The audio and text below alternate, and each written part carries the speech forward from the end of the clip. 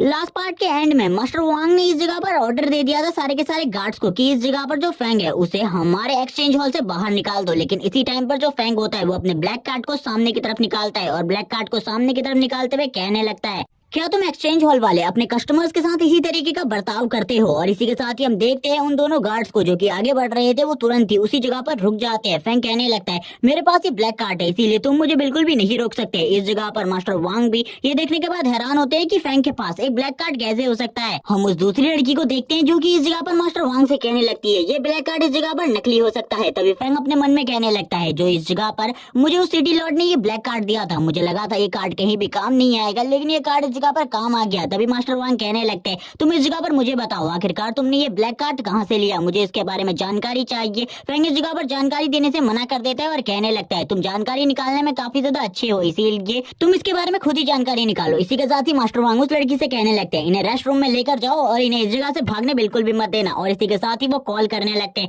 और वो कॉल में सभी लोगों से पूछ रहे होते हैं कि आखिरकार ये ब्लैक कार्ड किसका है। जबकि इसी के साथ ही बाहर का सीन दिखाया जाता है जिस जगह पर जो गार्ड्स होते हैं वो सभी लोगों को बाहर ही रोक रहे होते हैं और कहने लगते हैं, आप अभी एक्सचेंज हॉल में नहीं जा सकते, एक्सचेंज हॉल में कुछ प्रॉब्लम चल रही है जिस वजह से आप लोग अभी अंदर नहीं जा सकते। काफी सारे लोग इस जगह पर रुके हुए होते हैं। इसी के साथ ही सिटी लॉर्ड का सीन दिखाया जाता है जिस जगह पर सिटी लॉर्ड कहते हैं, आखिरकार तुम्हारी हिम्मत कैसे हुई उस ब्लैक कार्ड वाले पर्सन को रोकने की? क्या तुम्हें पता है वो पर्सन कितना ज्यादा इंपॉर्टेंट है हम लोगों के लिए? अगर तुमने उसे गुस्सा दिलाने की कोशिश करी या तुम्हारी वजह से उस बंदे को कोई प्रॉब्लम हुई तो भूल जाना, इस जगह पर तुम आगे से एक्सचेंज हॉल में नौकरी कर पाओगे, तुम्हें एक्सचेंज हॉल की जॉब से निकाल दिया जाएगा। ये सुनने के बाद इस जगह पर मास्टर वांग घबरा जाते हैं और कहने लगते हैं, सर मैंने इस जगह पर कुछ भी नहीं किया। लेकिन अब इस जगह पर सिटी लॉर्ड काफी ज्यादा भड़क जाते हैं और कहने लगते हैं, सिटी लॉर्ड कहने लगते हैं, अब मैं उस जगह पर खुद आने वाला हूँ और इन सारी चीजों की जांच करने वाला हूँ कि कहीं तुमने उस पर्सन को इस जगह पर गुस्सा तो नहीं दिला दिया। सिटी लॉर्ड काफी ज्यादा गुस्सा होते हैं मास्टर वांग के ऊपर और कहने लगते हैं, तुम्हें तो मैं बिल्कुल भी नहीं छोड़ूंगा अगर तुमने कोई भी गलती कर दी होगी तो। ये सुनने के बाद तो मास्टर वांग भी इस जगह पर घबरा जाते हैं और कहने लगते हैं, आखिरकार इस जगह पर जो फैंग है वो इतने ज्यादा छोटे बैकग्राउंड से होने के बावजूद सिटी लॉर्ड को कैसे जानता है, अब इस जगह पर मेरा क्या होगा? लेकिन तभी उन्हें एक और आइडिया आता है और वो कहने लगता है, मुझे इस जगह पर उस फोर्थ ट्रांसफॉर्मेशन वाले बंदे को इस बारे में बता देना चाहिए कि उस आर्मर का सेट हमारे पास आ चुका है। और इसी के साथ ही वो कॉल कर डू को भी इसके बारे में बता देते हैं कि वो इस जगह पर आ जाए, वो आर्मर का सेट इस जगह पर आ चुका है, ताकि सिटी लॉर्ड अगर कोई प्रॉब्लम क्रिएट करे तो डू उन्हें बचा सके। जबकि हम देखते हैं शिन और इस जगह पर जो निंग फैंग होते हैं वो दोनों ही एक जगह पर बैठे होते हैं, जबकि निंग फैंग टैबलेट में किसी चीज को देख रहा होता है। लेकिन इसी टाइम पर सिटी लॉर्ड और डू इस जगह पर आ जाते हैं। फैंग भी इस जगह पर उन दोनों को देखकर हैरान होता है और कहने लगता है, आखिरकार तुम दोनों इस जगह पर क्या कर रहे हो? और इसी के साथ ही वो दोनों भी सारी चीजों के बारे में बता देते हैं। शिन भी यहाँ पर ये देखकर हैरान होती है कि फैंग इतने बड़े दो लोगों को जानता है, जिनमें से एक बंदा सिटी लॉर्ड है तो दूसरा फोर्थ ट्रांसफॉर्मेशन पर है अपनी। इसी के साथ ही इस जगह पर डू और सिटी लॉर्ड दोनों ही उस दूसरी लड़की को घूर कर देखने लगते हैं, जिसके साथ ही वो लड़की भी काफी ज्यादा घबरा जाती है और सोचने लगती है, आखिरकार ये दोनों ही मुझे इस तरीके से क्यों देख रहे हैं। इसी के साथ ही मास्टर वांग इस जगह पर आते हैं। मास्टर वांग से वो पूछने लगती है, ये सब कुछ क्या चल रहा है? तभी मास्टर वांग बताते हैं, अब सब कुछ खत्म हो चुका है, सब कुछ खत्म हो चुका है। और ये कहने के बाद ही वो खामोश हो जाते हैं। जबकि हम सिटी लॉर्ड को देखते हैं, सिटी लॉर्ड इस जगह पर कहते हैं, क्या सही में तुम नहीं चाहते कि ये लोग तुमसे माफी मांगे? निंग फेंग इस चीज के लिए मना करता है और कहने लगता है, हम लोगों को इस जगह पर बात करनी चाहिए बाकी चीजों के बारे में, जो कि इस जगह पर मैं करने के लिए आया हूँ। जबकि इसी के साथ ही सिटी लॉर्ड कहते हैं, चलो ठीक है, अब इस जगह पर मैं तुम दोनों को ही नौकरी से निकालता हूँ, इस जगह से निकल जाओ, आज के बाद कभी भी हमारे किसी भी एक्सचेंज हॉल के स्टोर पे दिखाई मत देना। ये सुनने के बाद तो मास्टर वांग और वो लड़की हैरान हो जाती है। लेकिन मास्टर वांग को सब कुछ पता था ये सब कुछ किसके वजह से हुआ है, इसीलिए वो इस जगह पर कहने लगते हैं, बिच ये सब कुछ तुम्हारी वजह से हुआ है, अगर ना ही इस जगह पर तुम मुझे भड़काती और ना ही मेरे हाथों से ये सारी चीजें होती। जबकि इसी के साथ ही हम देखते हैं सिटी लॉर्ड को, जो कि कहने लगते हैं, ये सब कुछ क्या हो रहा है, हम लोगों को इस जगह से चलना चाहिए, हम लोग वीआईपी रूम में जाकर सारी चीजों के बारे में बात करते हैं। अब हमें इन सभी को वीआईपी रूम के अंदर दिखाया जाता है, जिस जगह पर जो सीन होती है वो इन सभी लोगों को सर्व कर रही होती है। सीन इस जगह पर फैंग की तरफ देखते हुए सोच रही होती है, ये बंदा सही में काफी ज्यादा अमेजिंग है। जबकि इस जगह पर सिटी लॉर्ड भी सिन की तरफ देखते हुए कहते हैं, शायद से ये दोनों एक दूसरे को पहले से ही जानते हैं। सिन ने इस जगह पर हमारी एक्सचेंज हॉल की इज्जत को तो रख ही लिया है, इसके वजह से इस जगह पर जो हमारा एक्सचेंज हॉल है वो आगे चलकर काफी ज्यादा ग्रो कर सकता है, क्योंकि मास्टर फैंग काफी ज्यादा स्ट्रॉन्ग है। अगर उनका सपोर्ट हमसे छिन जाएगा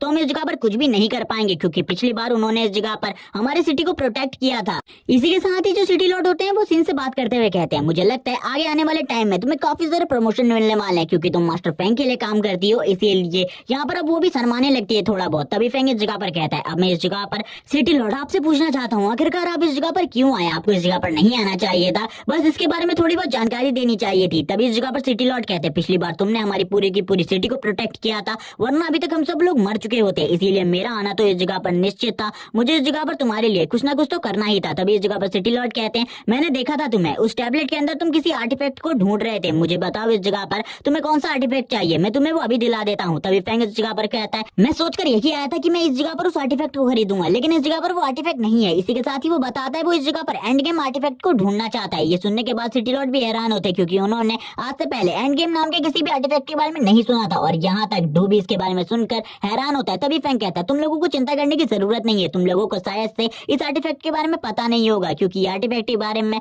मैं भी ज्यादा चीजें नहीं जानता, थोड़े टाइम पहले ही मुझे इस चीज के बारे में पता चला था। इसी के साथ ही फैंग बताने लगता है कि जो स्किल इस जगह पर उसकी टीचर ने उसे दी थी, यानी कि वो स्किल बुक, उसका स्पेशल स्किल इस जगह पर माना रिकवरी था। उसे लगा था इसको वो किस तरीके से यूज कर सकता है, लेकिन उसकी डार्क पावर के साथ मर्ज होने के बाद इसका स्किल भी चेंज हो जाएगा, लेकिन इसमें क्या चेंजेस हो जाएंगे उसे बिल्कुल भी समझ में नहीं आ रहा था। इसी के साथ ही वो उसे अपने स्किल स्लॉट में रखने लगता है, थोड़ा टाइम इसमें लगने लगता है, और इसी के साथ ही जो वो बुक की पावर होती है वो इस जगह पर फैंग की पावर को भी बढ़ा रही होती है। फैंग इस जगह पर कहने लगता है, ये मुझे काफी ज्यादा अजीब लग रहा है। इसी के साथ ही वो उसके स्किल स्लॉट के साथ अटैच हो जाता है, लेकिन फैंग को जो नोटिफिकेशन आती है उसमें काफी सारी चीजें लिखी हुई थी जिसको फैंग अच्छे तरीके से नहीं समझ पाता, लेकिन इसी के साथ ही उसमें एक आर्टिफैक्ट के बारे में लिखा था जो कि एंड गेम आर्टिफैक्ट था, लेकिन फैंग को सिस्टम की कोई भी बात समझ में नहीं आई थी। फैंग कहने लगता है, आखिरकार ये किस आर्टिफैक्ट के बारे में बात कर रहा है, ये आर्टिफैक्ट के बारे में तो मुझे कोई भी चीजें नहीं पता, ये सारी बकवास बातें हैं। और इसी के बाद ही वो सो जाता है। सीन प्रेजेंट में आ जाता है, हमें प्रेजेंट का सीन दिखाया जाता है जिस जगह पर सिटी लॉर्ड, फैंग और डू एक साथ आपस में बात कर रहे होते हैं। सिटी लॉर्ड कहने लगते हैं,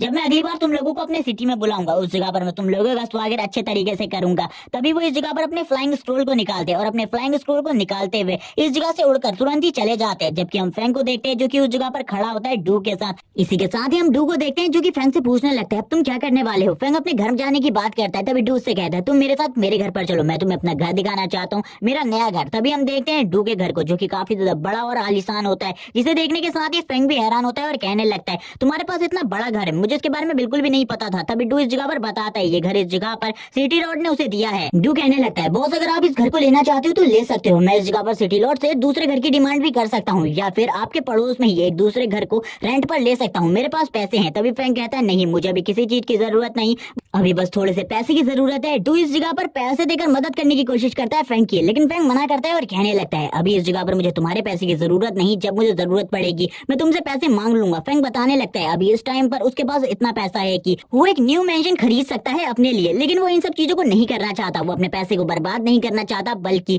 अपने पैसे के साथ कुछ और चीज करना चाहता है जिसके बारे में फैंग बिल्कुल भी नहीं बताता। और इसी के साथ ही उस जगह पर पानी पीते हुए कहता है, ये घर काफी ज्यादा आलीशान है, मैं इस जगह पर थोड़े टाइम तक इसी घर में रुकने वाला हूँ। डू कहता है, बॉस मुझे इससे कोई फर्क नहीं पड़ता, आप इस जगह पर रुक सकते हो। और इसी के साथ ही वो दोनों किसी और चीज के बारे में बात करने लगते हैं, लेकिन इसी के साथ ही डू के फोन पर कॉल आने लगती है। डू इसको देखकर हैरान होता है और कहने लगता है, अब आखिरकार ये कौन है। जैसे ही डू इस जगह पर कॉल उठाता है, ये कॉल और किसी की नहीं सिटी लॉर्ड की होती है। सिटी लॉर्ड इस जगह पर कहते हैं, एक बहुत बड़ी प्रॉब्लम आई है, इस जगह पर एक बंदा जांच के लिए आया है हमारी सिटी में, क्योंकि हमारी सिटी में एक बहुत बड़े पावर हाउस के होने का उस बंदे को पता चला है, इसीलिए वो इस जगह पर आया है और वो चाहता है कि तुम उसकी मदद करो, क्योंकि तुमने उस पावर हाउस को एक ना एक बार तो देखा ही होगा, तुम्हारे पास कोई ना कोई तो रिपोर्ट होगी उस पावर हाउस के बारे में। तभी इस जगह पर हम देखते हैं फैंग भी इन सारी बातों को सुन रहा होता है और डू भी। तभी डू बोलता है, मेरे पास अभी टाइम नहीं है, मैं उस जगह पर नहीं आ सकता, जैसे ही मेरे पास टाइम होगा मैं उस जगह पर आ जाऊंगा, तुम्हें चिंता करने की बिल्कुल भी जरूरत नहीं है, और अगर कोई खतरा हो सिटी के ऊपर तो मुझे इसके बारे में बता देना। यहाँ पर हम देखते हैं सिटी लॉर्ड को जो कि कहने लगते हैं, ठीक है इस जगह पर अगर सिटी के ऊपर कोई भी खतरा होता है तो इसके बारे में मैं तुम्हें बता दूंगा। इसी के बाद सिटी लॉर्ड इस जगह पर कॉल को कट कर देते हैं। हमें सीन दिखाया जाता है डू और फैंग के मेंशन का, जिस जगह पर वो दोनों आराम से बैठकर बातें कर रहे होते हैं। डू बता देता है कि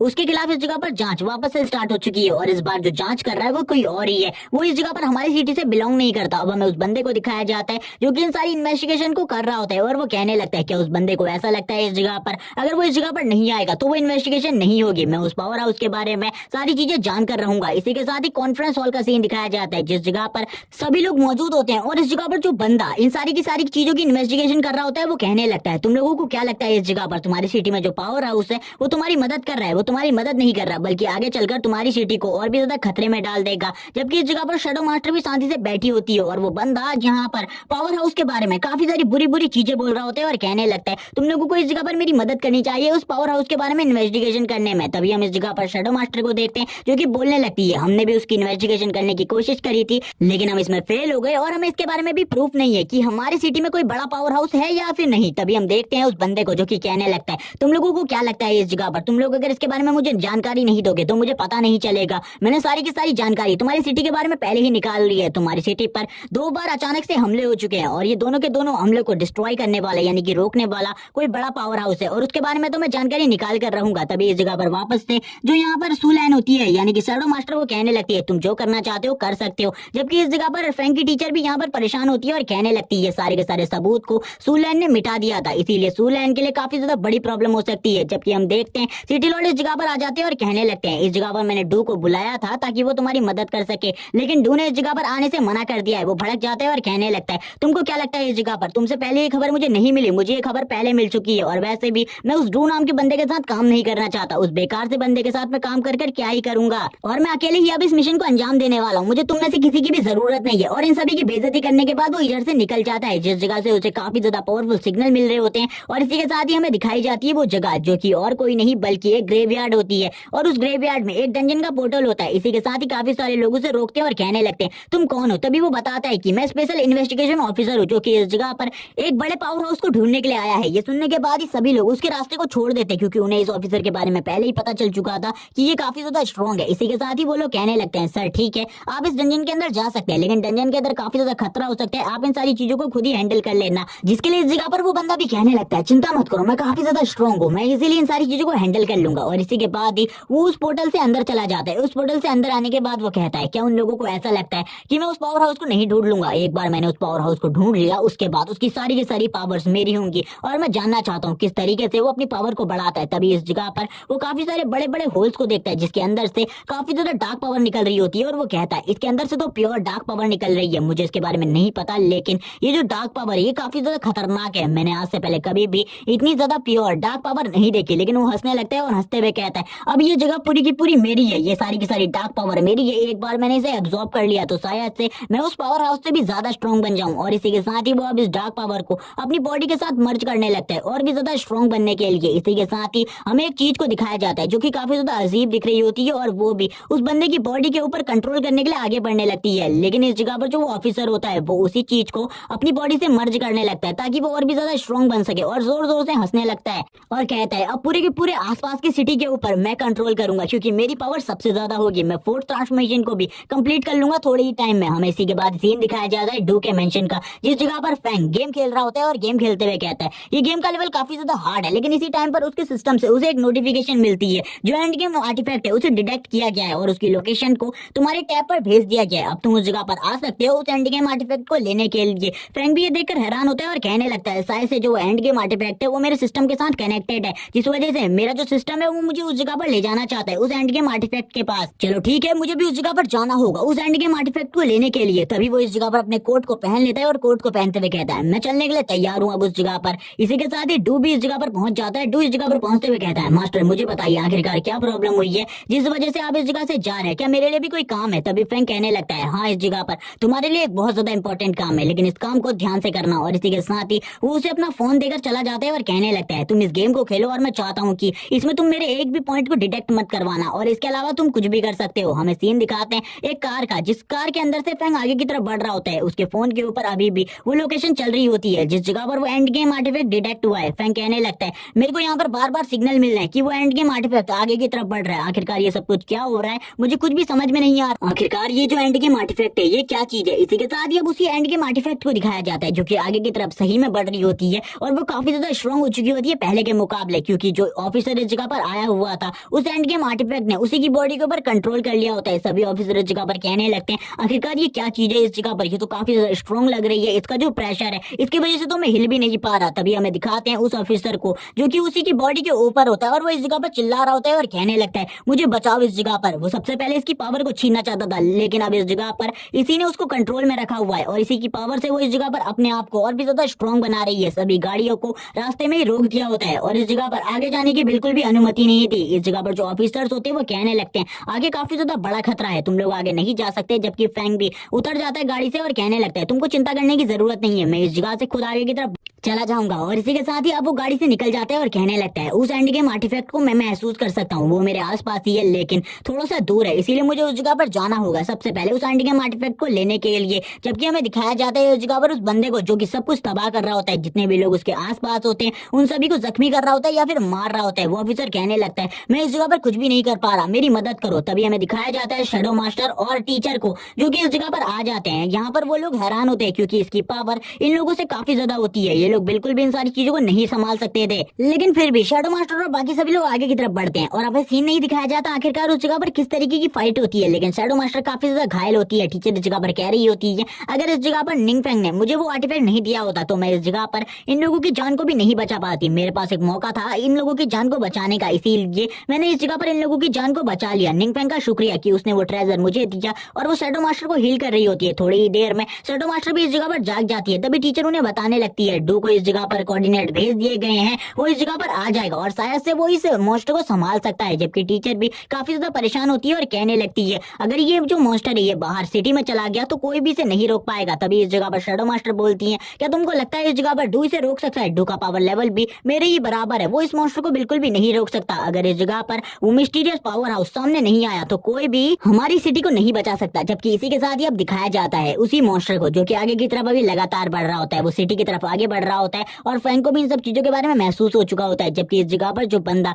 ऊपर की तरफ होता है वो पूरे तरीके से बेहोश हो चुका होता है। तभी फैंक इस जगह पर आ जाता है और कहने लगता है ये एंड गेम आर्टिफैक्ट इतना ज्यादा बड़ा क्यों है? मेरे साइज से तो ये काफी ज्यादा बड़ा है, अगर मैं इसे अपनी बॉडी में एब्जॉर्ब करूंगा तो आखिरकार इसका क्या साइड इफेक्ट होगा मेरी बॉडी के ऊपर। जबकि वो एंड गेम आर्टिफैक्ट भी काफी ज्यादा गुस्सा हो जाता है फैंक को अपने सामने देखकर और कहने लगता है बच्चे इस जगह पर तुम भी अब इन सभी लोगों की तरफ मरने वाले हो। फैंक के ऊपर हमला करता है लेकिन फैंक उसके पहले हमले से इस जगह पर बच जाता है और कहने लगता है ये तो मेरे ऊपर हमला कर रहा है, मुझे इस जगह पर जल्दी से अपने काम को स्टार्ट करना होगा वरना मेरे साथ ये बहुत ज्यादा बुरा कर सकता है। लेकिन फैंक को इस जगह पर ज्यादा चीजों से कोई भी फर्क नहीं पड़ता। फैंक कहने लगता है चलो ठीक है देखते हैं आखिरकार ये कितना ज्यादा स्ट्रॉन्ग है। इसी के साथ ही फैंक भी अपनी ब्रेथ को रिलीज करने लगता है, वो दोनों ही अपनी पावर को रिलीज कर रहे होते हैं। जबकि वो एंड गेम आर्टिफैक्ट फैंक के ऊपर हमला करने के लिए आगे बढ़ता है। तभी फैंक के आगे का जो प्रोटेक्टिव बैरियर होता है वो आगे की तरफ सामने आ जाता है जिस वजह से वो एंड गेम आर्टिफैक्ट कुछ भी नहीं कर पाता। अब उसके भी पसीने छूटने लगते हैं, आखिरकार ये कौन है जो कि इतना ज्यादा स्ट्रॉन्ग है। तभी फैंक कहने लगता है जल्दी से इस जगह पर स्टार्ट करो और वो सिस्टम से कहता है इसे मेरी बॉडी के साथ मर्ज करना स्टार्ट करो और सिस्टम भी इन सारी चीजों को करना स्टार्ट कर देता है। और इसी के साथ ही फैंक कहता है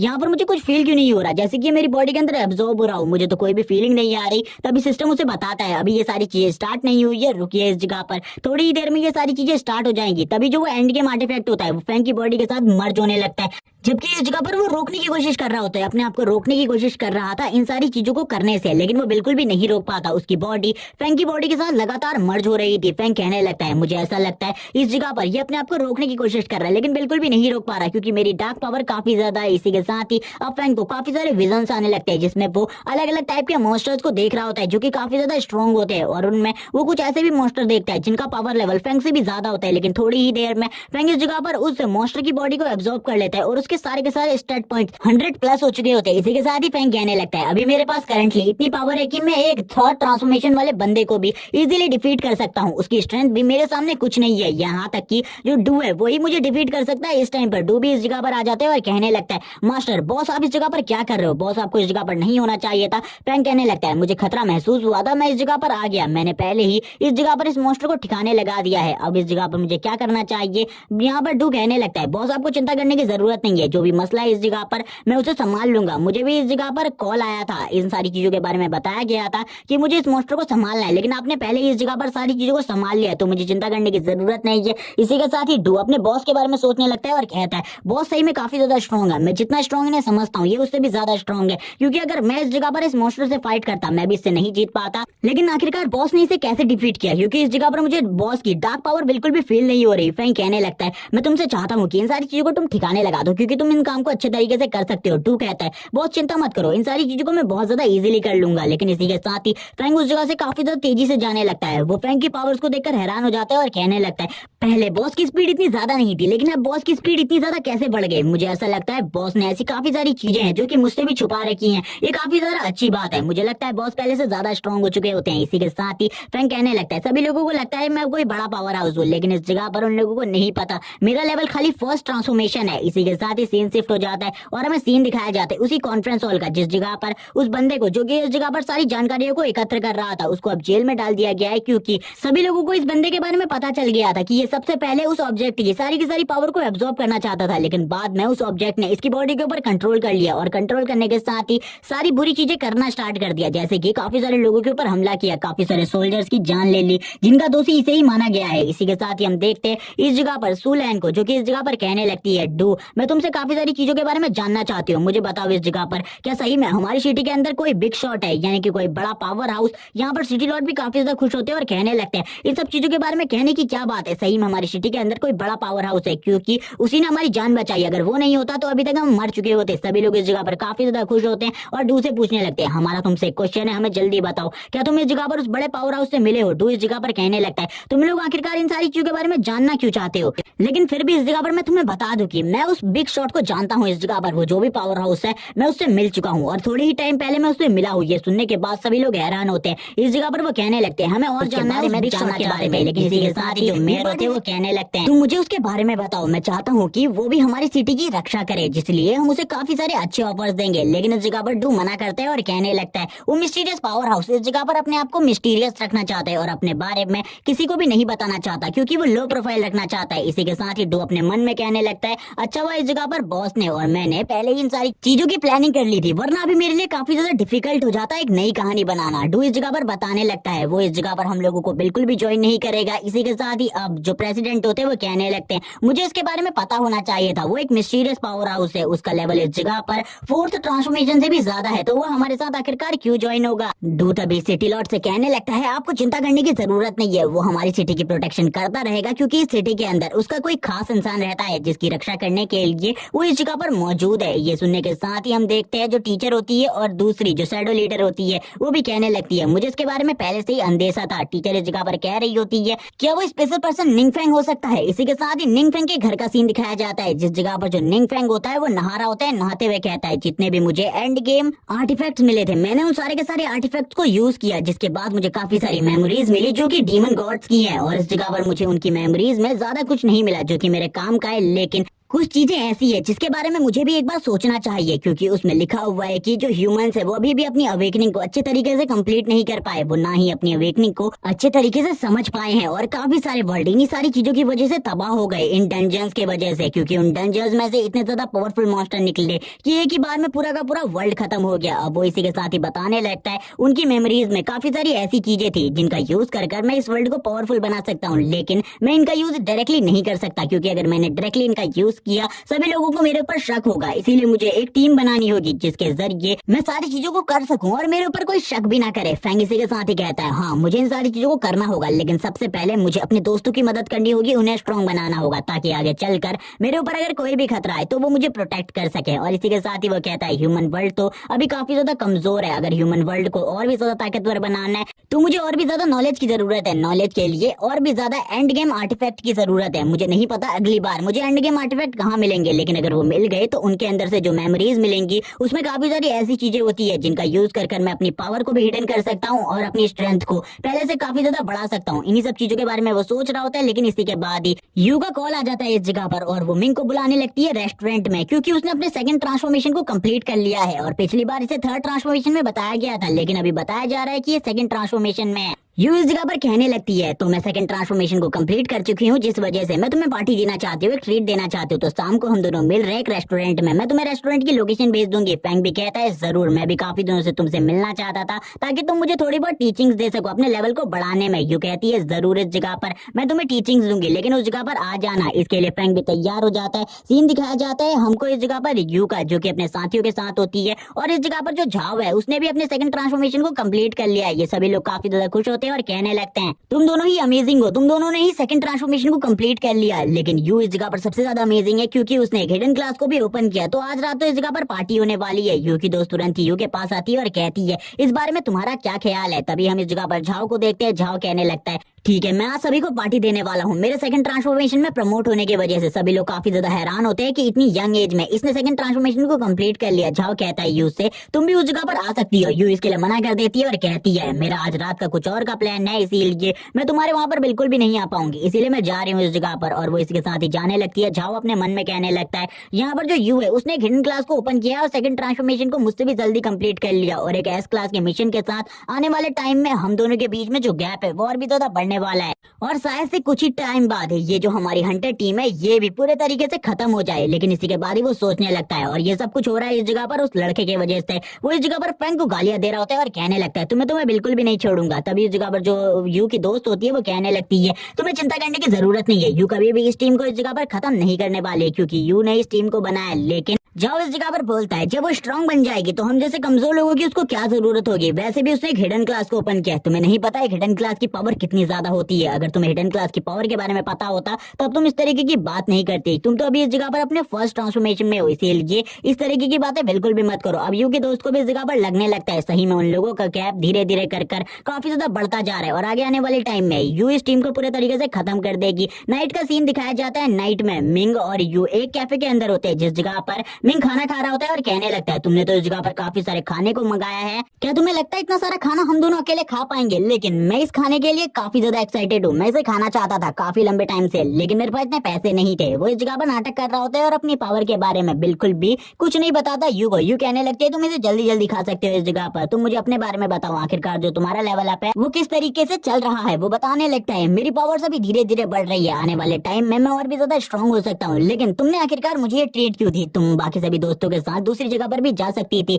यू बताने लगती है उसने ये ट्रीट उसे इसलिए दी क्योंकि उसके उस मेडल की वजह से, यानी कि उस आर्टिफैक्ट की वजह से उसकी एक हिडन क्लास ओपन हो गई। तभी इस जगह पर वो कहने लगता है मुझे इसके बारे में नहीं पता था इस जगह पर कि उससे तुम्हारी हिडन क्लास ओपन हो जाएगी, मैंने तो बस वो तुम्हें इसलिए दिया था कि तुम्हारी पावर पहले से ज्यादा बढ़ जाए। मैं तुमसे कहना चाहता हूँ आगे चलकर तुम मुझे प्रोटेक्ट करना, बस इसीलिए मैंने वो चीज तुम्हें दी। इसी के बाद ही फैंग अपने मन में कहने लगता है मुझे इन सारी चीजों के बारे में पहले से पता था, लेकिन मैं तुम्हें इसके बारे में नहीं बता सकता, इसीलिए मैंने तुम्हें उस चीज के बारे में कुछ भी नहीं बताया कि इससे तुम्हारी हिडन क्लास ओपन हो सकती है। यू इसी के साथ ही कहती है ये तो काफी ज्यादा अच्छी बात है, मैं चाहती हूँ तुम भी जल्दी लेवल अप करो, इसीलिए मैं तुम्हें अगली बार टीम में ले जाऊंगी अपने साथ। इसी के साथ ही फैंग कहता है मैं भी तुम्हारे साथ आना चाहूंगा एक टीम में, और एक टीम मिशन को हम पूरे तरीके से कंप्लीट करेंगे। अब यहाँ पर वो भी कहने लगती है काफी ज्यादा अमेजिंग है, लेकिन इसी के साथ ही उसको तकलीफ होने लगती है। तभी इस जगह पर फैंग कहता है इस जगह पर क्या हुआ तुम्हें? वो बताती है उसके मिशन के दौरान इस जगह पर उसे चोट लग गई थी। इस जगह पर फैंग भी सोच रहा होता है एक एस क्लास का मिशन मैंने कंप्लीट किया था, लेकिन मुझे तब भी इतनी तकलीफ नहीं हुई, लेकिन आखिरकार इसे इतनी ज्यादा चोट क्यों लगी है जबकि ये अपने फर्स्ट ट्रांसफॉर्मेशन में थी। तभी वो सोचने लगता है शायद से सेकंड ट्रांसफॉर्मेशन का जो टेस्ट होता होगा वो काफी ज्यादा खतरनाक होता होगा, जिस वजह से ये सारी चीजें यू के साथ हुई। फ्रैंक कहने लगता है तुम्हें अपना ट्रीटमेंट करवाना चाहिए था। यू कहने लगती है ट्रीटमेंट करवाया था लेकिन इससे कोई भी असर नहीं हुआ क्योंकि ये एक बॉस मॉन्स्टर के अटैक की वजह से हुआ था। तभी उसको एक कॉल आने लगता है। फ्रैंक कहता है आखिरकार ये कॉल किसका है, और इसी के साथ ही वो उस कॉल को पिक करता है और कहने लगता है आखिरकार तुम कौन हो और तुमने मुझे कॉल क्यों किया? तभी सामने से आवाज आती है मैं जानना चाहता हूँ आखिरकार तुम्हें वो मिस्टीरियस आर्टिफैक्ट कहाँ से मिला था? मैं उस आर्टिफैक्ट के बारे में जानना चाहता हूँ, अगर तुम उसके बारे में मुझे बता देते हो तो तुम इस जगह पर बच जाओगे, वरना तुम मेरे हाथों से मारे जाओगे। फ्रैंक भी यहाँ पर सोच रहा होता है अब ये किसने कॉल किया, क्या कोई मुझे इस जगह पर प्रैंक करने की कोशिश कर रहा है? यू कहती है आखिरकार क्या हुआ? फ्रैंक कहने लगता है कुछ नहीं, इस जगह पर कोई गड़बड़ है, शायद से किसी का रॉन्ग नंबर लग गया इस जगह पर, जिस वजह से उसने गलती से मुझे कॉल कर दिया। तभी यहाँ पर यू कहती है लेकिन ये आर्टिफैक्ट की बात कर रहा है, लेकिन मैंने किसी को भी इस आर्टिफैक्ट के बारे में नहीं बताया। फ्रैंक कहने लगता है शायद से कोई मजाक कर रहा होगा मेरे साथ, तुम्हें दिक्कत लेने की कोई भी जरूरत नहीं है, मेरे साथ कुछ भी नहीं होने वाला। लेकिन यही कॉल वापस से उसको आता है और वो वापस से इस कॉल को उठाते हैं तो वो बंदा वापस से उसी तरीके की बातें करने लगता है कि आर्टिफैक्ट के बारे में नहीं बताओगे मैं तुम्हें मार डालूंगा, इस तरीके से मार डालूंगा। तभी यहाँ पर फ्रैंक कहता है आखिरकार ये बंदा मुझे गुस्सा दिलाने की कोशिश क्यों कर रहा है? यू के सामने हूँ जिस वजह से मुझे शांत रहना होगा। फ्रैंक इसी के बाद ही कहता है तुम्हारा रॉन्ग नंबर लग गया शायद से, तुम्हें वापस से नंबर ट्राई करना चाहिए, और कॉल को तुरंत ही कट कर देता है। अब इसी के बाद ये शॉप से जाने लगते हैं। यू कहती है मुझे तुम्हारे घर तक आना चाहिए क्योंकि उस जगह पर खतरा हो सकता है तुम्हारे लिए। फ्रैंक कहने लगता है चिंता करने की जरूरत नहीं है, मैं सारी चीजों को संभाल सकता हूँ, मेरे घर पर मेरे लिए कोई भी खतरा नहीं है, वो बस एक रॉन्ग नंबर था या फिर मेरे साथ कोई मेरा दोस्त प्रैंक करने की कोशिश कर रहा होगा, बिल्कुल भी चिंता मत करो क्योंकि वो उसे बिल्कुल भी कोई खतरे में नहीं डालना चाहता था। इसी के बाद ही वो दोनों अलग हो जाते हैं, एक दूसरे को बाय कहते हैं, गुड विश करते हैं। और इसी के बाद ही हमें दिखाया जाता है सीन फेंग के घर का, जहाँ पर वो अपने अपार्टमेंट में आकर अपने अपार्टमेंट के डोर को ओपन करने लगता है। जैसे ही वो अपने अपार्टमेंट के डोर को ओपन करता है, उसकी आंखें शॉक होकर खुलती हैं, क्योंकि वो देखता है सामने की तरफ, क्योंकि उसके घर की हालत एक कूड़ेदान की जैसी हो गई थी। फ्रैंक कहने लगता है ये सब कुछ किसने किया, मैं तो इस तरीके से अपने घर को नहीं छोड़कर गया था। वो देखता है उसकी बुक्स, उसका जितना भी सामान था इधर उधर पड़ा हुआ था। फ्रैंक कहता है ये किसने किया। तभी एक बंदा सामने आता है और कहने लगता है तो तुम इस जगह पर फ्रैंक हो, मैंने तुम्हें कॉल करके समझाने की कोशिश करी थी, लेकिन तुम मेरी बात बिल्कुल भी नहीं सुनी, तो इसीलिए अब तुम्हें इसका परिणाम तो भुगतना होगा। फ्रैंक कहने लगता है उस टाइम पर तो मैं बिल्कुल भी सीरियस नहीं था, लेकिन मुझे बिल्कुल भी नहीं लगा था तुम इस तरीके की हरकत करोगे। अब इन सारी चीजों का हर्जाना तुम ही देने वाले हो। लेकिन वो बंदा कहता है अगर तुम मुझे अभी भी आर्टिफैक्ट दे देते हो तुम्हारी जान बच जाएगी, वरना तुम इस जगह पर मारे जाओगे। फ्रैंक कहने लगता है मुझे बताओ इस जगह पर किसने तुम्हें इस जगह पर भेजा है, उसका नाम बताओ। लेकिन वो बंदा कहता है अभी तुम थोड़े ही टाइम पहले इस जगह पर अवेक हुए हो, और उसके बाद भी तुम्हारे अंदर इतना घमंड, इतना एटीट्यूड। अब यहाँ पर तुम्हें एटीट्यूड काफी ज्यादा भारी पड़ने वाला है। मुझे बिल्कुल भी नहीं लगा था एक इस तरीके का लड़का जो कि अभी अभी थोड़े टाइम पहले अवेक हुआ है, वो मेरे से इस तरीके से बात करेगा। तभी उसका जो दूसरा साथी होता है वो पीछे से फ्रैंक के ऊपर हमला करते हुए कहता है बास्टर्ड अब मर जाए इस जगह पर। लेकिन फ्रैंक उसी टाइम पर इसके अटैक को डॉज कर लेता है और तुरंत ही उसके ऊपर हमला कर देता है। फ्रैंक के रिफ्लेक्सेस इतने ज्यादा फास्ट होते हैं कि उस बंदे को पता भी नहीं चलता कब उसके ऊपर हमला हुआ, और फ्रैंक के एक ही हमले के बाद वो बंदा नॉकआउट होकर नीचे की तरफ गिर जाता है। क्योंकि पिछले एपिसोड में हमने देखा था फ्रैंक के सारे स्टैट्स 100+ हो चुके थे। दूसरा असेसिन इस जगह पर कहने लगता है उस बंदे ने अपने फर्स्ट ट्रांसफॉर्मेशन को कंप्लीट किया था, इसके पास तो मैजिक टाइप पावर थी, लेकिन फिर भी इसकी स्ट्रेंथ इतनी ज्यादा कैसे हो सकती है। वो असेसिन इसे नहीं मार पाया, यानी कि इसकी स्ट्रेंथ काफी ज्यादा है। मैं इसका सामना बिल्कुल भी नहीं कर सकता। शायद से जो हमें रिपोर्ट्स मिली है वो गलत है, मुझे कुछ भी कर इस जगह से निकलना होगा। लेकिन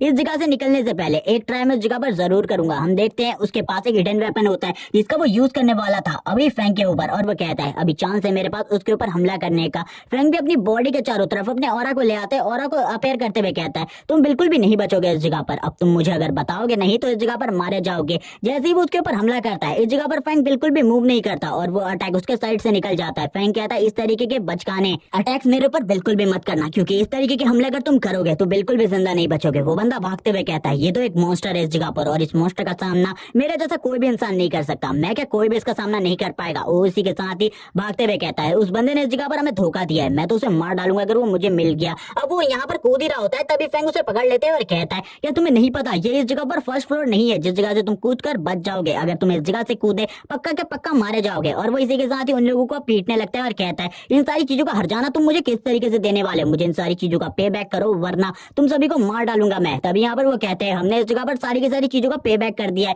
सारा का सारा पैसा तुम्हें दे दिया है, अभी भी तुम इस जगह पर हमें क्यों पीट रहे हो, अब हमें इस जगह से जाने दो। फ्रैंक कहता है लेकिन अभी तक तुमने मुझे नहीं बताया आखिरकार वो कौन था जिसने तुम्हें इस जगह पर भेजा मुझे मारने के लिए, मुझे हंट करने के लिए। वो बता देता है झाओ नाम के बंदे ने इस जगह पर भेजा था मुझे, क्योंकि उसकी एक साथी इस जगह पर उसी के साथ सेकंड ट्रांसफॉर्मेशन को कंप्लीट करती है, लेकिन एक हिडन क्लास को ओपन करती है, जिसके बाद वो भी एक हिडन क्लास को ओपन करना चाहता था और तुमसे उन ट्रेजर्स को हासिल करना चाहता था ताकि वो तुम्हें नीचा दिखा सके और अपने ट्रेजर्स की हेल्प से और भी ज्यादा स्ट्रांग हो सके। फ्रैंक कहने लगता है मुझे बिल्कुल भी नहीं लगा था कि वो इस तरीके की हरकत करेगा, लेकिन अभी इस जगह पर मेरे पास एक टेक्निक है जिसका यूज कर मैं उसे एक अच्छा सबक सिखा सकता हूँ। तभी वो अपनी एक टेक्निक को यूज करता है जिसका नाम ट्रांसफॉर्मेशन होता है, और इस स्किल का यूज कर वो किसी की भी सोल को कंट्रोल कर सकता है अपनी जगह पर बैठकर। और यहाँ पर अब वो उन दोनों की सोल के ऊपर अपने इस पावर को यूज करने लगता है। हम देखते हैं उनकी हालत खराब हो जाती है और इसी के बाद ही सीन इसी जगह पर कट हो जाता है। हमें सीन दिखाया जाता है एक रोड साइड एरिया का, जिस जगह पर दो लोग आपस में बातें कर रहे होते हैं। ये झाओ और उसका साथी होता है, क्योंकि इस जगह पर एक टैंक है। वो इस जगह पर आपस में बात कर रहे होते हैं। झाओ कहने लगता है तुमने आज इस जगह पर अपने काम को सही से नहीं किया, वरना इस जगह पर यूं तो मुझसे इंप्रेस हो ही जाती, लेकिन क्या तुमने दूसरे काम को कर लिया इस जगह पर जो मैंने तुमसे कहा था,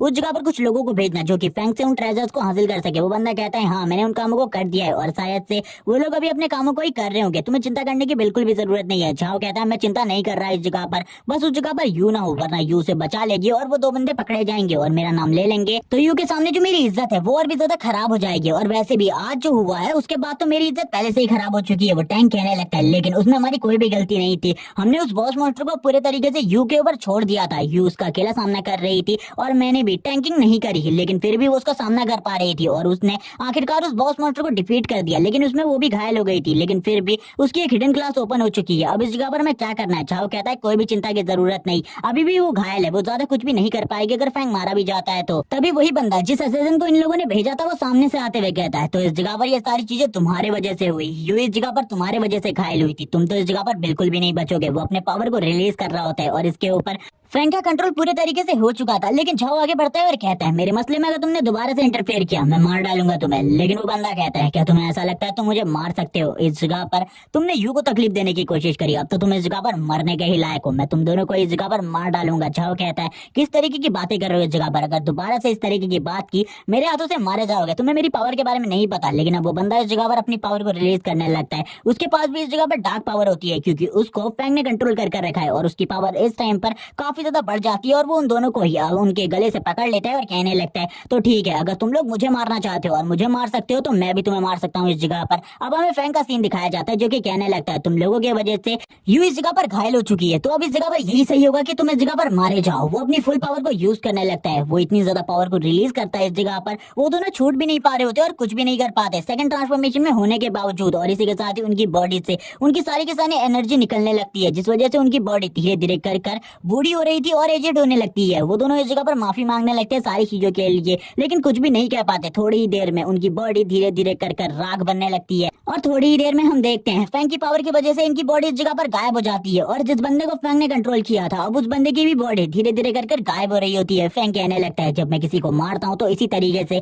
सबूत छिपाना काफी ज्यादा अच्छा रहता है, अगर किसी को उनकी डेड बॉडी नहीं मिलेगी तो इस जगह पर कौन मेरे ऊपर शक करेगा। और अब वो कहने लगता है लेकिन अब मेरा घर बिल्कुल भी सेफ नहीं है क्योंकि अगर किसी को भी एंड गेम ऑब्जेक्ट या फिर कोई और चीज का फॉर्मूला मेरे घर से मिल जाता मेरे लिए और भी ज्यादा प्रॉब्लम हो जाती। इसीलिए ये अच्छा हुआ कि इनको कुछ भी इस जगह से नहीं मिला, लेकिन अब धीरे धीरे कर मेरे लिए प्रॉब्लम्स बढ़ने वाली है। इसीलिए मुझे कुछ भी कर एंड गेम ऑब्जेक्ट को भी प्रोटेक्ट करना है, अपने आप को भी प्रोटेक्ट करना है और अपने घर में रखे हुए काफी सारे जो फॉर्मूलाज है जो कि काफी ज्यादा इंपॉर्टेंट है मेरे लिए उनको भी प्रोटेक्ट करना है। इन सभी चीजों को प्रोटेक्ट करने के बारे में मैंने अभी बिल्कुल भी नहीं सोचा था और इसी वजह से अभी मैं पकड़ा जाने वाला था। अगर इन लोगों ने उन फॉर्मूलाज को उठा लिया होता और इस जगह से ले जा चुके होते तो मैं इन्हें कभी ढूंढ भी नहीं पाता। ये तो अच्छी बात हुई कि इन लोगों को वो चीजें बिल्कुल भी नहीं मिली। तो अब इस जगह पर टाइम आ चुका है घर को शिफ्ट करने का। अब मैं जाने वाला हूँ डू के घर में क्योंकि एक फोर्स ट्रांसफॉर्मेशन वाले बंदे के घर में रहने की वजह से मेरे को कोई भी तकलीफ देने की कोशिश नहीं करेगा। डू के घर का सीन दिखाते हैं जो कि एक बड़ा सा विला होता है। डू इस जगह पर गुस्सा होते हुए कहता है बॉस आप मुझे बताइए इस जगह पर आखिरकार आपके ऊपर हमला करने की कोशिश किसने करी, मैं उसके बारे में पता लगाकर उसको पूरे तरीके से खत्म कर दूंगा। फैंग कहने लगता है चिंता मत करो, इन सारे के सारे मसलों को मैंने पहले से ही खत्म कर दिया है। मैं तुमसे इस जगह पर दूसरी चीजों के बारे में बात करना चाहता हूँ। पहली बात तो यह है कि मैं इस जगह पर रहना चाहता हूँ और मुझे एक फार्मासिस्ट की जरूरत है, एक एल्केमिस्ट की। ये सुनने के बाद डू कहता है एल्केमिस्ट तो मेरे जानने में बहुत सारे हैं लेकिन मैं ये नहीं कह सकता कि वो भरोसे के लायक होंगे या फिर नहीं। फैंग कहता है लेकिन मुझे एक भरोसे के लायक एल्केमिस्ट चाहिए क्योंकि मेरे पास काफी सारी एल्केमी स्किल है जिनका मैं यूज नहीं कर सकता लेकिन वो बंदा उनका यूज कर सकता है। डू कहता है ठीक है इस जगह पर मैं उसकी तलाश करता हूँ, अगर मुझे कोई मिल जाता है तो मैं इसके बारे में आपको बता दूंगा। अब यहाँ पर फैंग कहने लगता है मेरे को काफी सारी चीजें मिली है जो कि एंड गेम ऑब्जेक्ट से मिली है जिनके अंदर काफी सारी मेडिसिन के बारे में लिखा है। अगर मैं उन्हें बना लेता हूँ मैं काफी ज्यादा अमीर हो जाऊंगा, लेकिन इसी के बाद भी मैं उसे नहीं बेच सकता इस टाइम पर क्योंकि मेरे को एल्केमी बिल्कुल भी नहीं आती। और झाओ के जैसे काफी सारे और लोग होंगे जो कि इस तरीके की चीजें मुझसे चुराना चाहेंगे, तो इनको संभालने के लिए अपनी पावर को भी अप करना जरूरी है ताकि ये लोग मेरी तरफ देख भी ना पाए और इन लोगों को मैं कुचल कर रख दूं। और अब वो ये भी बताता है वो एल्केमी स्किल को बिल्कुल भी परफॉर्म नहीं कर सकता क्योंकि उसने कभी भी इन चीजों के ऊपर स्टडी नहीं करी। और वो कहता है मुझे सब कुछ खत्म करना होगा, यानी कि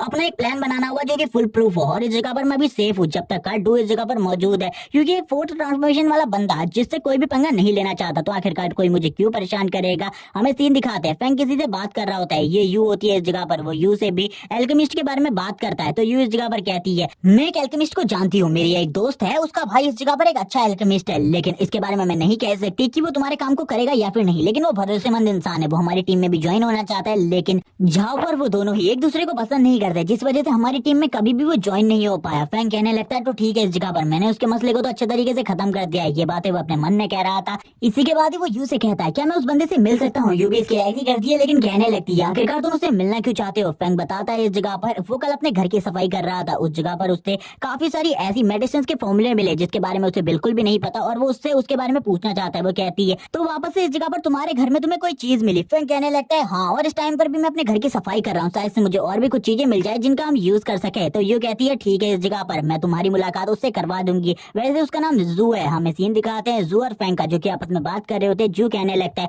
मुझे इसके बारे में नहीं पता लेकिन तुम मुझे अपने फॉर्मूलाज दिखा सकते हो, अगर वो इस जगह पर सही होंगे उसके बारे में मैं तुम्हें बता दूंगा, तुम मेरे ऊपर भरोसा करो। हम देखते हैं बाहर का सीन जिस जगह पर यू और उसकी दोस्त होती है। उसकी दोस्त कहने लगती है मेरे भाई ने आखिरकार मुझे बाहर क्यों निकाल दिया, मुझे बिल्कुल भी समझ में नहीं आया। यू कहने लगती तुम शोर मचा रही थी और एक एल्केमिस्ट को शोर बिल्कुल भी पसंद नहीं, इसीलिए बाहर निकाल दिया गया है तुम्हें। हम देखते हैं फैंग और जू को, जो कि आपस में बात कर रहे होते हैं। जू कहने लगता है इसकी सारी की सारी मेडिसिन तो नॉर्मल है इस जगह पर, ये सारी की सारी चीजें मेरे पास हैं, मैं इनसे इस मेडिसिन को बना सकता हूँ, लेकिन इसका यूज क्या है इस जगह पर, इसके बारे में बताओ। फैंग बताने लगता है इसका यूज इस जगह पर ये है कि ये किसी भी बंदे के एक्सपीरियंस को 100% तक ले जा सकती है। ये सुनने के बाद ही वो हैरान हो जाता है और कहने लगता है तुम किस तरीके की बात कर रहे हो, ऐसी कोई भी मेडिसिन नहीं है अभी तक जो कि 100% एक्सपीरियंस को पहुंचा सकती है किसी भी बंदे के। लेकिन इस जगह पर अगर ऐसा होता है तो हम लोग काफी ज्यादा जल्दी काफी ज्यादा अमीर हो जाएंगे। मैं इसका ट्रायल अभी करता हूँ, तुम्हें ज्यादा चिंता करने की जरूरत नहीं है। फ्रैंक कहता है ठीक है तुम इसका ट्रायल करो, तब तक मैं बाहर जाकर बैठता हूँ और तुम्हारा वेट कर रहा हूँ। जू कहने लगता है लेकिन तुम्हें थोड़ा ज्यादा वेट करना पड़ेगा क्योंकि इस मेडिसिन को बनाना थोड़ा बहुत डिफिकल्ट है मेरे लिए भी, क्योंकि मैं इन सारी चीजों को पहली बार कर रहा हूँ। और वो इसी के साथ ही कहता है चलो ठीक है। और हमें थोड़ी देर बाद का सीन दिखाया जाता है जबकि वो काफी ज्यादा खुश हो चुका होता है और कहने लगता है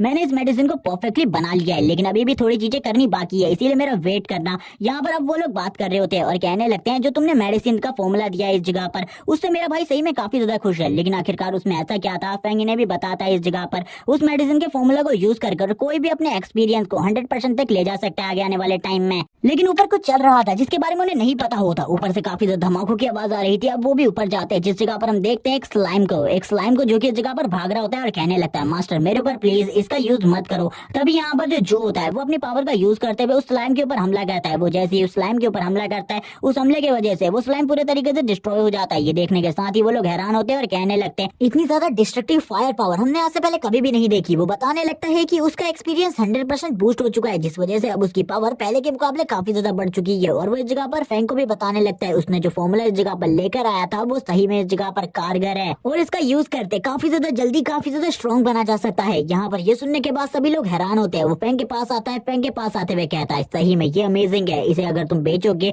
तो काफी ज्यादा जल्दी अमीर बन जाओगे। फैंग कहने लगता है हाँ मैं इसे काफी ज्यादा जल्दी तो बेच सकता हूँ, लेकिन अभी इसका टाइम नहीं आया। सबसे पहले मुझे ये सारी चीजें अपने दोस्तों को देनी है क्योंकि इसकी वजह से सबसे ज्यादा खतरा तो मेरे ऊपर ही होगा। वो यहाँ पर अभी भी अपनी पावर का यूज करते हुए शो ऑफ कर रहा होता है। जो कहने लगता है मैं अपनी पावर तुम्हें और दिखाना चाहता हूँ। वो अपनी लैब को डिस्ट्रॉय कर रहा होता है जिसे देखकर उसकी बहन कहने लगती है मेरा भाई मुझे लैब में आने भी नहीं देता था, लेकिन आज वो अपनी इस लैब को किस तरीके से डिस्ट्रॉय कर रहा है देखो तुम। लेकिन अब यहाँ पर वो यानी कि जून को सारी की सारी बातें बताता है आखिरकार ये फॉर्मूला किस तरीके का है। और यहाँ पर फैंग का फॉर्मूला किसी को भी काफी ज्यादा जल्दी स्ट्रॉन्ग बना सकता है। वो भी ये सुनकर हैरान होती है। फैंग कहने लगता है अभी मैं इस फॉर्मूला को बिल्कुल भी नहीं बेचने वाला, सबसे पहले इससे बनने वाली मेडिसिन को मेरे दोस्तों पे यूज किया जाएगा जिसके बाद ही हम इस फॉर्मूले को बेचने के बारे में सोचेंगे। इसी के साथ ही वो कहने लगती है क्या ये मेडिसिन तुम मुझे भी दे सकते हो। फैंग कहने लगता है हाँ ये मेडिसिन मैं तुम सभी को दूंगा। और यहाँ पर वो इसके बारे में बात करते हुए थोड़ा शांत हो जाता है। तभी यहाँ पर जो कहता है तुम इसे अभी क्यों नहीं बेचना चाहते, लेकिन फैंग इसके बारे में उसे कोई भी रीजन नहीं बताता। लेकिन उसको पता होता है अगर वो अभी से इसे बेचना स्टार्ट कर देगा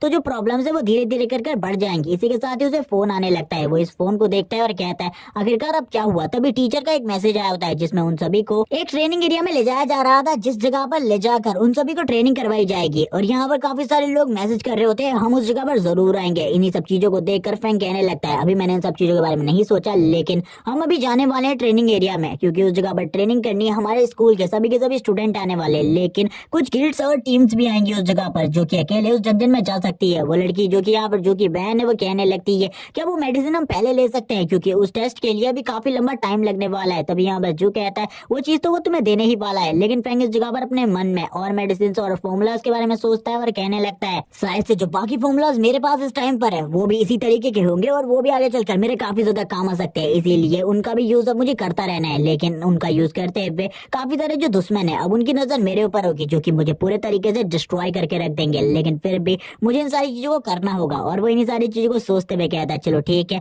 अब इन सारी चीजों की चिंता नहीं करनी, सबसे पहले अपने एक्सपीरियंस को बूस्ट करना है। फैंग इस जगह पर कहने लगता है तुम लोगों के पास एक जियान नाम का बंदा है जो कि स्ट्रेंथ में काफी ज्यादा पावरफुल है, मैं उसको भी ये मेडिसिन देना चाहता हूँ क्योंकि वो भी इस जगह पर काफी ज्यादा अच्छा है। और यहाँ पर वो इसी चीज के बारे में बात करते हुए उन सभी को इन सारी चीजों के बारे में बताता है कि वो किसको ये मेडिसिन देने वाला है। ये सुनने के बाद वो दोनों काफी ज्यादा खुश हो जाती है और कहने लगती है तुम सही में काफी ज्यादा अच्छे हो, तुमने हमारी पूरी टीम के बारे में सोचा, इसके लिए धन्यवाद। यू इन सारी चीजों कहने के बाद चुप हो जाती है। लेकिन फैंग इस जगह पर सोच रहा होता है मैं जितने ज्यादा लोगों को अपना दोस्त बनाऊं उतना ही ज्यादा अच्छा रहेगा क्योंकि बाद में ये लोग मेरी मदद कर सकते हैं। वो इन सारी चीजों को सोच रहा होता है अभी। और इसी के बाद जो कहता है लेकिन इन मेडिसिन को बनाने में मुझे टाइम लगेगा, लगभग मैं मंडे तक ही तुम्हें ये मेडिसिन दे पाऊंगा। इसके साथ ही फैंग भी कहने लगता है अब इसकी जरूरत भी नहीं है क्योंकि हमारा ट्रेनिंग मिशन ट्यूसडे को है, इसीलिए तुम मंडे तक इन सारी की सारी मेडिसिन को तैयार कर देना। इन मेडिसिन को लेने के बाद हमारा एक्सपीरियंस बहुत ज्यादा तेजी से बढ़ेगा जिसके बारे बारे में किसी ने सोचा भी नहीं होगा। और वो ये कहने के बाद शांत हो जाता है और कहने लगता है मुझे ये मेडिसिन डू को भी देनी होगी ताकि वो भी अपने एक्सपीरियंस को बनाकर और भी ज्यादा पावरफुल बन सके।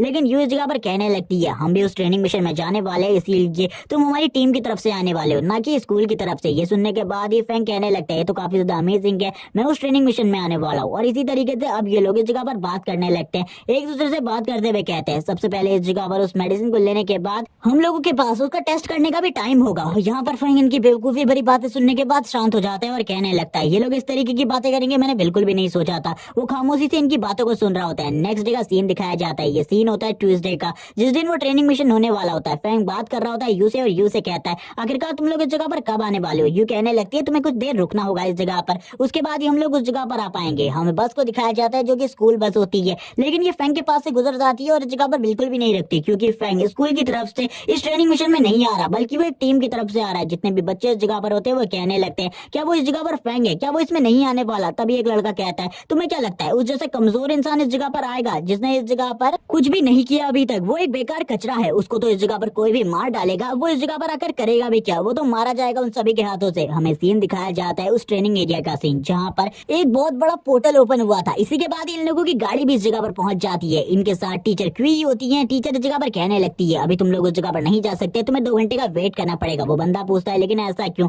वो बताती है कुछ टीम्स पहले इस जगह पर आने वाली है जो कि उसके अंदर जाएंगी, जिसके बाद ही तुम लोग जा सकती हो। ये सुनने के साथ ही वो लोग हैरान हो जाती है और कहने लगती है लेकिन इसके बारे में मैं आपको पहले बता देना चाहिए था। तभी वो देखता है इस जगह पर फैंग को, जो लड़का इस जगह पर पहले फैंग की बुराई कर रहा था, वो फैंग को देखता है यू की टीम के साथ। वो कहने लगता है लेकिन फैंग आगे की तरफ क्यों जा रहा है, क्योंकि ये टीम तो डीपर पार्ट में जाने वाली है। टीचर बताती है जो फैंग है वो इनकी टीम के साथ अंदर की तरफ जा रहा है, इसीलिए वो डीपर पार्ट में जाने वाला है और तुम लोग खाली आउटर पार्ट में ही रहोगे। लेकिन वो लड़का कहता है वो तो काफी ज्यादा कमजोर है, वो डीपर पार्ट में जाने के बाद मारा जाएगा, उसे उस जगह पर नहीं भेजना चाहिए। टीचर कहती है तुम्हें इसके बारे में चिंता करने की जरूरत नहीं है, वो तुमसे काफी ज्यादा स्ट्रॉन्ग है। लेकिन यहाँ पर ये सुनने के बाद वो दोनों लड़के गालियां देने लगते हैं और कहते हैं आखिरकार इस जगह पर इस तरीके का लड़का मिस यू के साथ कैसे रह सकता है, ये तो इस जगह पर एक बेकार कचरे और ट्रैश के अलावा और कुछ भी नहीं है। और भी ज्यादा गालियां दे रहे होते हैं। तभी इस जगह पर एक बंदा कहने लगता है क्या तुमने कहा इस जगह पर यू उस जगह पर जा रही है, क्या ये वही लड़की है इस जगह पर जो कि सुपरनोवा लिस्ट में 5th नंबर पर है। वो बंदा बताता है हाँ इस जगह पर यू सुपरनोवा लिस्ट में 5th नंबर पर है। और वो लोग भी आगे की तरफ जाने लगते हैं, लेकिन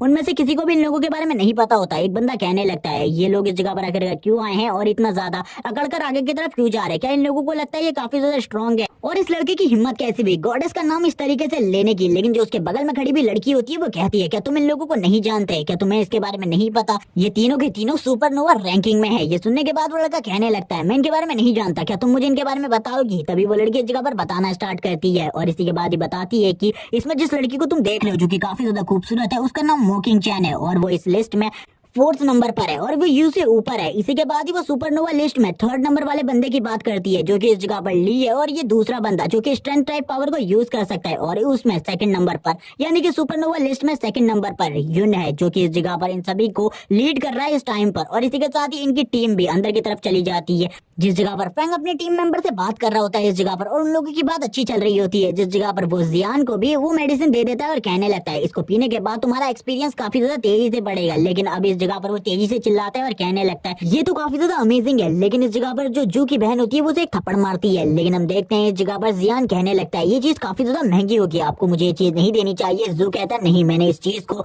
नॉर्मल मेडिसिन के साथ ही बनाया है, इसीलिए तुम्हें ज्यादा दिक्कत लेने की जरूरत नहीं है, ये बिल्कुल भी ज्यादा महंगी नहीं है। लेकिन ये सब कुछ बनाने की कॉस्ट के बारे में है, लेकिन अगर इसे बेचा जाए तो सही में ये काफी ज्यादा महंगी होगी। ये सुनने के बाद वो कहता है इसके लिए धन्यवाद इस जगह पर। लेकिन जू बता देता है कि ये मेडिसिन और किसी ने नहीं बल्कि फैंग ने दी है। तो वो फैंग को भी थैंक्स कहने लगता है और कहता है मैं आज के बाद तुम्हारा एक अच्छा दोस्त बनकर रहूंगा और इस जगह पर तुम्हारी मदद करूंगा आगे आने वाले टाइम में। फैंग भी इसके लिए खुश हो जाता है। यू इस जगह पर कह रही होती है इससे पहले फैंग का कोई भी दोस्त नहीं था, जितने दोस्त अभी उसके बन गए हैं उनमें से एक भी नहीं, बल्कि पूरी एकेडमी के अंदर उसका मजाक बनाया जाता था, उसे कचरा एक ट्रैश की तरह ट्रीट किया जाता था। सभी लोग उसे इस जगह पर एक बेकार इंसान समझते थे क्योंकि जब 16 साल की उम्र में उसने सबसे पहले टेस्ट दिया था, उस टेस्ट में वो फेल हो गया था, जिसके बाद वो 18 साल की एज में इस जगह पर अवेकन हुआ, जिस वजह से सभी लोग उसे कचरे के सिवा और कुछ भी नहीं समझते। समझते, लेकिन फिर भी वो सभी की मदद करना चाहता है, सभी को अपने साथ लेकर आगे बढ़ना चाहता है और एक स्ट्रॉन्ग इंसान बनना चाहता है। और मैं चाहती हूँ इसकी खुशी इसी तरीके से बनी रहे। फेंग भी इस जगह पर अब बात करने लगता है। यूं इस जगह पर कहती है मुझे इन सारी चीजों के बारे में नहीं सोचना चाहिए। वो अपनी टीम से कहती है चलो ठीक है, अब मेरी बात को सुनो। इस जगह पर जिस तरीके से मैं तुमसे कह रही हूँ उसी तरीके से काम करना। वो फेंग से स्पेशली कहती है तुम इस जगह पर कुछ भी नहीं करने वाले, बस तुम्हें खड़ा रहकर इस जगह पर सारी चीजों को देखना है, आखिरकार सारी चीजें किस तरीके से चलती है। और वो ये भी बताती है डिफेंस में सबसे ज्यादा फोकस करना, क्योंकि हम लोगों के पास कोई भी ऐसा बंदा नहीं है जो कि हमारे लिए टैंक के रूप में काम कर सके। इसीलिए सभी लोगों को अटैकिंग में फोकस देना है और अपने डिफेंस में भी। इसके लिए सभी लोग इस जगह पर हाँ करते हैं और कहने लगते हैं बॉस हम आपकी सारी की सारी बातों को समझ चुके हैं, आपको अपनी बातें दोबारा से दोहरानी नहीं पड़ेंगी, आप चिंता ना करें, हम इस जगह पर अपने प्लान को सही तरीके से एग्जीक्यूट करेंगे। फेंग भी कहता है मुझे यहाँ पर कुछ भी नहीं करना पड़ेगा, अगर मैं चाहूँ तो इस पूरे के पूरे रिडम को एक ही बार में खत्म कर दूं, लेकिन कुछ भी नहीं करना पड़ेगा। ये मेरे लिए काफी ज्यादा बोरिंग होने वाला है। हमें दिखाते हैं काफी सारे मॉन्स्टर्स जिनका वो सामना करने लगते हैं। इस जगह पर अपने पावर्स का यूज करते हुए बाकी सभी लोग भी अपनी एबिलिटीज को यूज करते हुए उन मॉन्स्टर्स को मार रहे होते हैं, जबकि फेंग को एक जगह पर खड़ा कर रखा गया था। वो इस जगह पर कुछ भी नहीं कर रहा होता, जबकि अभी भी इस जगह पर फाइट चल रही होती है। वो लड़की इस जगह पर अपने मैजिक का यूज करते हुए यानी कि अपने पावर का यूज करते हुए सभी को हील कर रही होती है इस जगह पर, क्योंकि उसके पास हीलिंग टाइप पावर थी और बफ दे रही होती है सभी को। और वो कुछ देर के लिए उन सभी की पावर को एक्सट्रीम लेवल तक बूस्ट कर देती है। जियान इस जगह पर कहता है इस बूस्ट के बाद तो मेरी पावर पहले से काफी ज्यादा बढ़ गई है। और वो अपने एक्स के साथ एक जोरदार हमला करता है उस मॉन्स्टर के ऊपर, और इस हमले के साथ ही जो मॉन्स्टर होते हैं सामने वाले वो सभी के सभी मारे जाते हैं। और इसी के बाद अब जितने भी मॉन्स्टर उसके सामने आ रहे होते हैं वो लगातार उनका सामना कर उन्हें खत्म कर दे रहा था। जो की तरफ दिखाया जाता है जो अपने फायरबॉल अटैक से सभी को खत्म कर दे रहा था। उनके पास मैजिशियन भी नहीं था इस बार, क्योंकि झाओ को इससे पहले मार दिया गया था फेंग के थ्रू। और हम देखते हैं अभी भी फाइट चल रही होती है। वो अपनी पावर का यूज करते हुए कहता है ये काफी ज्यादा अमेजिंग है, मैं पहले से ज्यादा पावरफुल हो चुका हूँ और मुझे लगता है हम लोग जल्दी किसी न किसी बड़ी एकेडमी में ज्वाइन हो जाएंगे। सभी लोग काफी ज्यादा खुश होते हैं और यही कह रहे होते हैं, लेकिन तभी इस जगह पर एक आवाज सुनाई देती है जो कि यून की होती है। यून कहने लगता है कि तुमको ऐसा लगता है तुम लोग इतने जल्दी बड़ी एकेडमी में ज्वाइन हो जाओगे? ऐसा कभी भी नहीं होने वाला, तुम जैसे कमजोर लोग कभी भी बड़ी एकेडमी में ज्वाइन नहीं हो सकते। इनकी ऐसी बात सुनकर जियान कहता है आखिरकार तुम कौन हो? और तभी यून सामने आता है और कहने लगता है मैं सुपरनोवा लिस्ट में सेकंड नंबर पर हूँ। तुम लोगों को हम लोगों के बारे में पता ही होगा, हम लोग पूरी की पूरी एक टीम है और इस जगह पर हम लोग अपनी टीम में काफी सारे और लोगों को भी शामिल कर रहे हैं। और वो इसी के बाद ही बताने लगता है एक बड़ी एकेडमी में ज्वाइन होना पहले से ज्यादा टफ हो चुका है और अब तुम में से कोई भी लोग बड़ी एकेडमी में ज्वाइन नहीं हो सकते। इसी के साथ ही ये सुनने के बाद तो वो सभी भी हैरान होते हैं, लेकिन इसको देखकर और भी ज्यादा हैरान थे क्योंकि उनके सामने कोई नॉर्मल बंदा नहीं खड़ा था बल्कि यून खड़ा था जो कि सुपरनोवा लिस्ट में सेकंड नंबर पर है। और ये नॉर्मली किसी भी सिटी में ऐसे ही नहीं जाता, जबकि इस जगह पर वो भी कह रहा होता है तुम इस जगह पर मुझे देखकर हैरान हो गए, लेकिन मुझे पता है तुम लोग मेरे बारे में अच्छे तरीके से जानते हो, मैं इस जगह पर कोई भी मसला क्रिएट करने के लिए नहीं आया। वो लोग भी सोच रहे होते हैं ये इस जगह पर मसला क्रिएट करने के लिए नहीं आया, लेकिन ये इस तरीके से बात क्यों कर रहे हैं आखिरकार? यूं तभी सामने आती है और कहती है ये टीम इस जगह पर मेरी है, इसीलिए तुम्हें इस जगह पर दिक्कत करने की कोई भी जरूरत नहीं है। इस जगह से अगर तुम आगे जाना चाहते हो तो जा सकते हो, हम लोग इस जगह पर तुम्हें बिल्कुल भी नहीं रोकने वाले और ना ही हम लोग इस जगह पर फाइट करना चाहते हैं। लेकिन वो बंदा इस जगह पर कहने लगता है मैं तुम्हें इस जगह पर अपनी टीम में रखना चाहता हूँ, क्या तुम इस जगह पर हमारी टीम में आना चाहती हो? क्योंकि हमारी टीम में तुम जैसे लोगों की काफी ज्यादा जरूरत है। ये सुनने के साथ ही सभी लोग इस जगह पर हैरान हो जाते हैं कि वो यू को अपनी टीम में आने का ऑफर दे रहा है, लेकिन यू इस जगह पर मना कर देती है और कहती है मेरे पास अपनी एक टीम है, मैं इस टीम में इस जगह पर खुश हूँ और मैं इसी टीम के साथ आगे बढ़ना चाहती हूँ। तभी वो कहता है लेकिन इस टीम के साथ तुम किसी भी बड़ी एकेडमी में ज्वाइन नहीं हो सकती, क्या तुम्हें नहीं पता हमारी कंट्री के अंदर जो 3 बड़ी एकेडमीज है उन्होंने एक टूर्नामेंट रखा है जिसमें जो भी टीम जीतेगी वो उसी को इस जगह पर अपनी एकेडमी में आने देंगे। लेकिन यू इस जगह पर कहती है मुझे इन सब चीजों में कोई भी इंटरेस्ट नहीं है, मैंने सुना है उसमें काफी सारे पावरफुल स्टूडेंट आने वाले हैं जो कि सुपरनोवा लिस्ट में शामिल नहीं है, लेकिन फिर भी वो काफी ज्यादा स्ट्रॉन्ग है सुपरनोवा लिस्ट वाले बच्चों से। तभी वो कहने लगता है मैं इस जगह पर तुम्हें एक और ऑफर देता हूँ, तुम्हारे साथ जो झांग है जो कि सुपरनोवा लिस्ट में 14th नंबर पर है, मैं उसे भी इस जगह पर अपने साथ रख सकता हूँ। तभी वो बताने लगता है जो बड़ी एकेडमीज है वो इस टूर्नामेंट को ऑर्गेनाइज करवा रही है और वो कुछ ही स्टूडेंट को अपनी एकेडमीज में रखने वाली है, इसलिए तुम लोगों को इस ऑफर को मान लेना चाहिए। तुम मेरे साथ उस एकेडमी में जा सकती हो क्योंकि अगर हमारे पास इतनी मजबूत टीम होगी तो हम नंबर 1 वाले यानी कि सुपरनोवा लिस्ट में नंबर 1 वाले इंसान की टीम को भी हरा सकते हैं। वो इसी तरीके की बात कर रहा होता है और यू को कहता है मैं तुम्हें अभी भी ऑफर दे रहा हूँ, तुम मेरी टीम में आ सकती हो और मेरी टीम में आ जाओ, क्योंकि इस टीम के साथ तो कभी भी तुम उस लेवल पर नहीं पहुंच सकती जिस लेवल पर मेरी टीम के साथ आकर तुम उस जगह पर पहुंच जाओगे। अब वो लोग भी इस जगह पर घबरा रहे होते हैं कि सही में इस जगह पर यून की टीम को ना छोड़ दे। वो इसी तरीके से बात करते हुए उसकी टीम की और भी ज्यादा बेइज्जती करने लगता है। यू इस जगह पर अपने वेपन को रखती है और कहने लगती है मैं फाइट नहीं करना चाहती, तुम आगे जाना चाहते हो आगे जा सकते हो, लेकिन इस जगह पर तुम्हारी टीम में बिल्कुल भी नहीं आने वाली। वो बंदा भी कहता है मैं भी इस जगह पर फाइट नहीं करना चाहता, मैं बस इस जगह पर बात करना चाहता हूँ। हम देखते हैं जो यू की दोस्त होती है वो उसे रोक लेती है और कहती है अगर इस जगह पर फाइट हुई तो हम ही लोग हारने वाले हैं, क्योंकि क्योंकि उन लोगों के सामने हम कहीं पर भी स्टैंड नहीं करते। जबकि हमें फैंग को दिखाया जाता है, फैंग इस जगह पर खड़ा होकर इन सारी चीजों को देखते हुए कहने लगता है इस जगह पर जो यू है वो बिल्कुल भी इसका सामना नहीं कर सकती, क्योंकि ये लोग काफी ज्यादा स्ट्रॉन्ग है। भले ही उसने एक हिडन क्लास को भी अवेकन कर लिया हो। ली तुरंत ही फैंग के सामने आते हुए कहता है तो तुम इस जगह पर इनके मैजिशियन छाव हो, तुम हमारी टीम में आना चाहते हो, आ सकते हो। और वो इसी तरीके से कहता है तुम इस जगह पर हमारी टीम में पक्का होगे, और एक क्रीपी स्माइल देने लगता है। लेकिन जो फैंग होता है वो भी इस जगह पर अपनी पावर को रिलीज करने लगता है, क्योंकि उसे पता चल गया था अब इस जगह पर फाइट होना पक्का है और इस जगह पर फाइट जरूर होगी। लेकिन जियान सामने आता है और कहता है वो इस जगह पर वो नहीं है जिसको तुम इस जगह पर ढूंढ रहे हो, इसीलिए तुम इस जगह पर चले जाओ। लेकिन ली इस जगह पर कहता है क्या तुम्हें ऐसा लगता है तुम मुझे रोक सकते हो इस जगह पर? तुम मेरे सामने